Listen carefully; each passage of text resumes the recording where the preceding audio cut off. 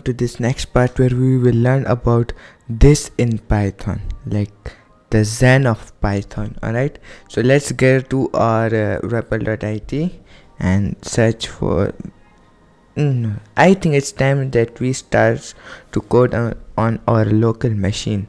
So if you don't remember to code on our local machine, you need something called VS Code. So search for VS Code on Google, Chrome, or whatever in web browser that you like. Click on Visual Studio Code here, see, and click here to download it. And once the download starts, okay, I already have it, so I will not install it. It's a simple installation. Once it is downloaded, you click on it, you do next, and provide everything that you want to give it. And the next thing you will need is Python. Go to python.org, okay, or python.organization.org, whatever you want to call it. Go to downloads, click on Windows, and you will download it. I have Python 3.9, so here I am looking for Python 3.10 because it's a new edition and I don't have it on my PC. Let's install it together. Alright, so where is Python 3.10? 3.8, 3.9, pre-release. Let's do this one. June 17th. You have to click on Windows installer, whether your computer is 32-bit or 64-bit. You will download it like that. Okay, my computer is 64-bit. How do I know my computer is 64-bit? Because I know my computer specification. Most probably, if you don't know your computer is 32-bit or 64-bit, then you go with 32-bit. If your computer is 64-bit, it will definitely run the 32-bit program. If you know what computer you have, you should go according to that. Okay, I will go with 64-bit, and mind you that Python, it depends on what time you are watching the this video, but I will suggest you to install anything that is the latest release. For now it is Python 3.9.5. since I already have Python 3.9.5, I am not installing it, and I don't even need to install Python 3.10 since it is just a pre-release. I want to see what the new cool stuff it is, and I have to make a tutorial for you guys to how to install this. So that's why I'm installing it. You have to click here whatever the version is here. Maybe you are watching it later, maybe it is Python 3.10, 11, whatever it is, latest Python 3 release. Okay, so Python 3, you will click on thin here, or you can go to your file manager and search it from there. And here, keep in this mind, you have to specifically click here, see, add Python 3.10 to path or whatever your version will be. Click on, you have to check mark this, otherwise you won't be able to access Python in your anywhere in your okay. And click on, if you know what you are doing, you can do customized installation. If you are new to everything, you don't know anything about computers, just click on install now. But remember, click that check mark to add Python 3.10 to the path. Okay,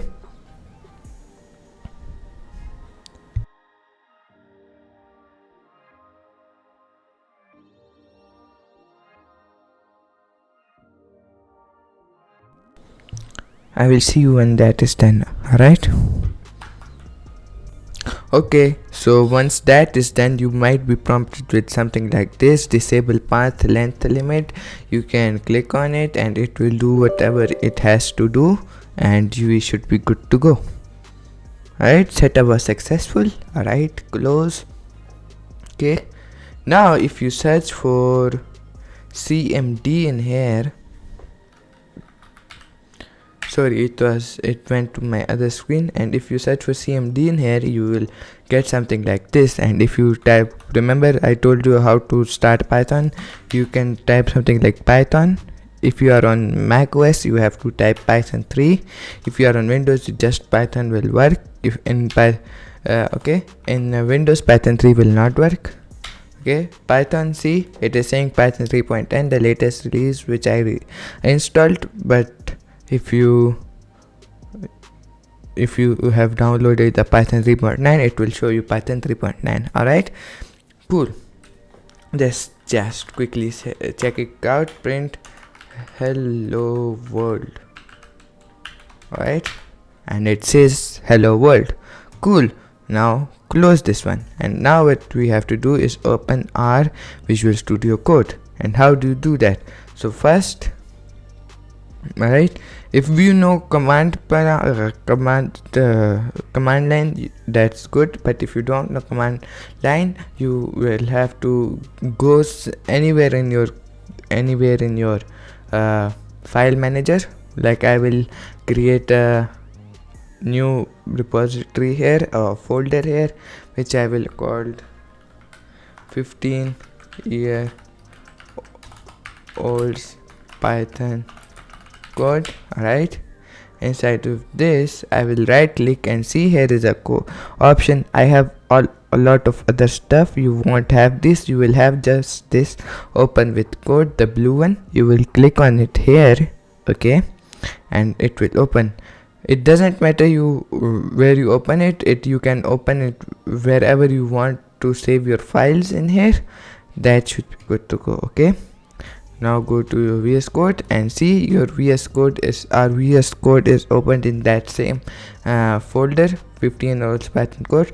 And here you will click on this new file. Alright, and let's just say, okay, for me I will make a new folder because I have to give the code to you. So I will call it Zen of Python. Zen of Python. Alright, inside this I will create a file called zen.py. Alright, see, now once you get this, I'm supposing that you have just installed your VS Code, so there are a lot of extensions that will help you to write better Python. Alright, so you will click here in the extensions tab here. This icon might get changed, but in here you will type Python, okay, and you will click on this extension Python from Microsoft. You will have to install this, or what you can do is click on this one, Python extension pack, and install this one. So it will install all the necessary stuff that it requires for Python to work good in Visual Studio Code. If you are on PyCharm, you don't have to install anything, but in here you have to install a lot of stuff because this VS Code is just an editor. It requires plugin to work good with Python. Alright, this one, or you can just install the Python extension pack and it will install all the things for you. Alright, so what we were talking about this window, let me just enable one thing for you to guys to see. And keyboard shortcut settings, where is it?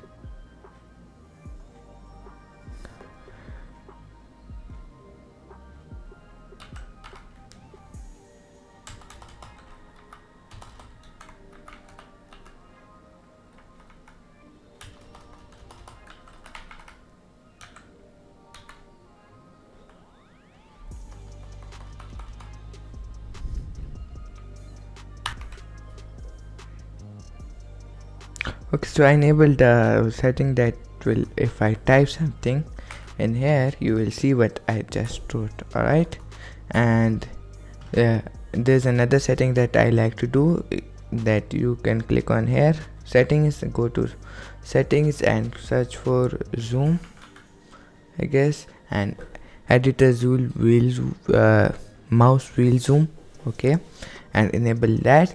Now what you can do is hit control, alright, and zoom in, so the font size will increase. Okay, for the Zen mode to work on, you don't really need this file, but let's just type in, I will write a comment for you guys for to see the Zen mode, open Python shell and type import this. Okay, I wrote this guys for you guys, so if you can see it later, but to make this work you can click on this zen.py. okay, right click on this file and click on open an integrated terminal. So in that way you don't have to use the CMD or PowerShell or whatever you are using. Okay, your terminal won't look like this. Okay, I guess your terminal will look something like command prompt. Yes, for most of you guys your terminal will look like this. Alright, so in here you will open Python, you will type Python. Okay, see the Python interpreter opens, and to import this you will have to type import this. Obviously, see in here there are a lot of codes that are written by experienced Python developers that helps you write better Python code. Okay, so first of all, simple is better than complex. Alright, so Python programmers embrace the notion that code can be beautiful and elegant. In programming, people solve problems. Programmers have always respected well-designed, efficient, and even beautiful solutions to problems. As you learn more about Python, use it to write more code. Someone might look over shoulders one day and say, "Wow, that's some nice code." So the first thing you will have to do is simple is better than complex. Alright, if you have a choice between a simple and a complex solution and both work, use the simple solution. Okay, use your code will be easier to maintain, and it will be easier for you and others to build on that code later on. The second thing I would like to go on is about this: the complex is better than complicated. Real life is messy, and sometimes a simple solution to a problem is unattainable.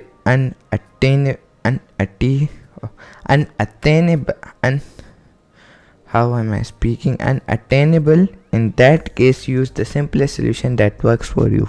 Alright, the next thing, readability counts. Okay, even when your code is simple, aim to make it readable. When you are working on a project that involves complex coding, focus on writing informative comments for that code, just like I wrote here in the Python. Even though there's no code, but I wrote a comment for you guys.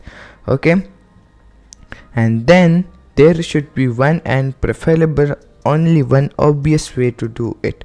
If two Python programmers are asked to solve the same problem, they should come up with fairly compatible solution. There is not to say that there is no room for creativity in programming. On the contrary, but much of programming consists of using small common approaches to simple situations within a large, more creative project. The nuts and bolts of your program should make sense to other programmers. Okay, and the next thing I will go on is now is better than never. Okay, your codes spend the rest of your life you could spend the rest of your life learning all the learning all the practices of Python programming in general, but then you would never complete any projects.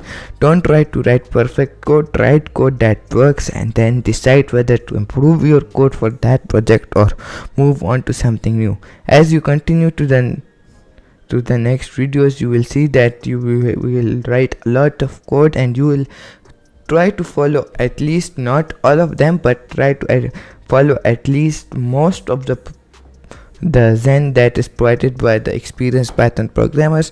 I hope that you will found this video informative. If you like this video, don't forget to subscribe, and if you want to see more videos, go over to playlist section on my YouTube channel and search for 15-year-olds Python code, and there you will find all the videos in the sequence to follow along. See you in the next part. Bye.